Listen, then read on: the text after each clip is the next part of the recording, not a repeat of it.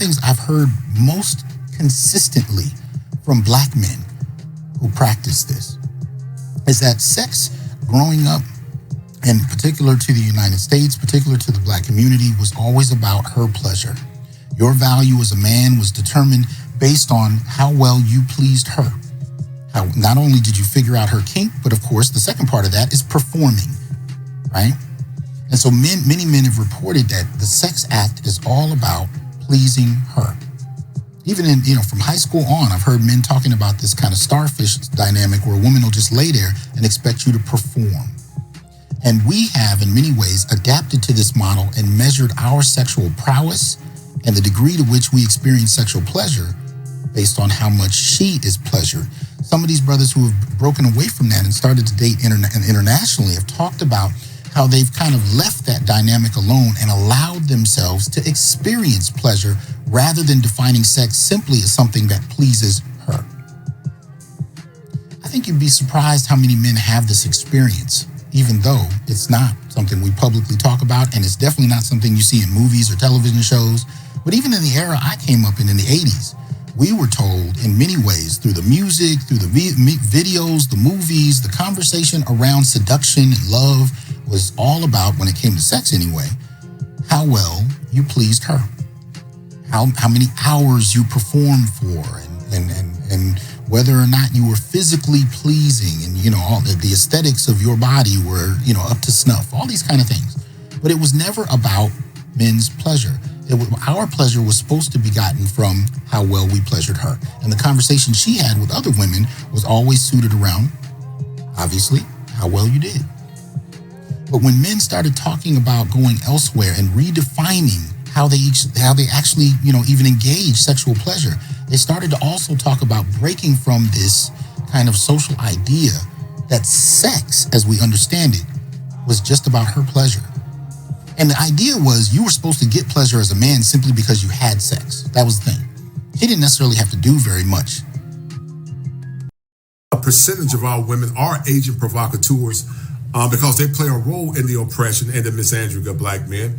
They play a role when it comes down also to policy making. This last election, Shay, you saw it manifest full hand, where they didn't vote for the community, but they voted for themselves. Many were saying chucks and pearls. They were saying chucks and pearls. They weren't talking about chucks and pearls as it related to black boys, black girls, and the black community as a collective. But Shay, when it comes down to servitude, then you said black men should be leaders in that community as it relates to them. So a lot of our women have a very, what I call, dichotomous thinking. It's not all. Shout out to the good sisters. But many have dichotomous thinking. When it comes down to power, it's about individualism. When it comes down to servitude, it's about the group collective. So when people say, we're a true patriarchy, we were never a true patriarchy. America, when it relates to black men in power, was never a true patriarchy. It was it was a quasi shape, or it has some patriarchal elements, but it was not a bona fide patriarchy. And I'm gonna explain why. A bona fide patriarchy, Shay, in my great best estimation, is predicated on three concepts in the clinical world. At the macro level, men make all the rules. Black men never had the power to make rules at the macro level as a whole. We were a minority under a minority of men that were often white men. And so even then we were often ostracized. We never had exclusive power to make laws and rules and dictates. If you don't believe me, ask Barack Obama when he ran for president. All the presidents up to this point were not black men, they were white men. So you can't say we are patriarchy when only a few rule. A true patriarchy, in my opinion, or what I call a kosher patriarchy, Shay, is a patriarchy where it's exclusive. It's not exclusive to white men, but it's inclusive to all men. Now watch this. The next one, Shay, is called the meso level. The meso level is the community or the group dynamic. Black men never had power 100% unequivocal at the group level. We did have it in part, but we never had it in the whole. We had it more in part years ago as fathers were the head of their communities. But we never had it in whole because even back then, Shay, many of the community dynamics were more or less controlled or corralled by Jim Crow racism. And then the last one, Shay, would be at the micro level, which is the family dynamic or the individualized or family dynamic. There was a time black men had more control over their family, but they were still constrained many times, by liberal dogma. Or if the woman said, well, he hit me or he did X, Y, Z, she called the man. If you had actually congregated in these red pill spaces, you would know that those talking points you're using are actually feminine talking points.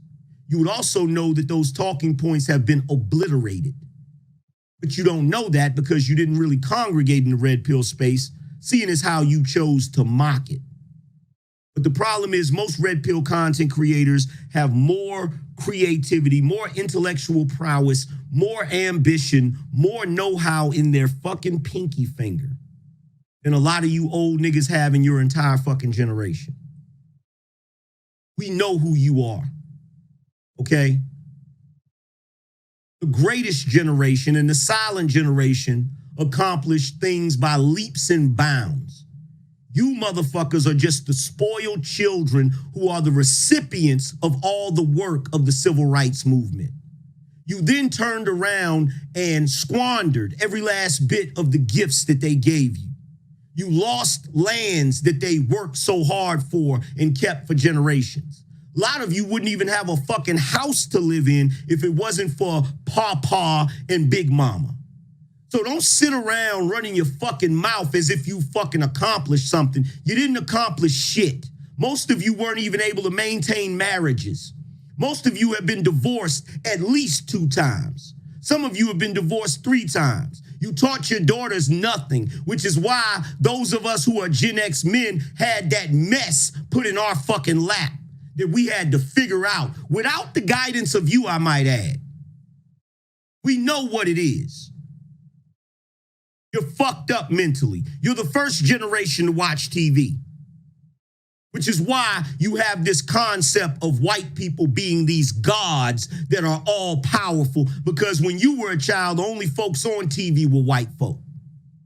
So the programming is real. Not to mention you grew up in houses and apartment buildings that had lead paint. There's no telling how much fucking damage that did to you mentally. Not to mention that you used to use fluoride and every other fucking thing that we know to be poisons to human beings. You're backwards in your fucking thinking. You're still trying to save a fucking community that already has perished. Not to mention the fact that you're constantly out here caping for B-dubs, which we all know is an issue you have mentally that you haven't worked out in therapy because you're trying to save your mama.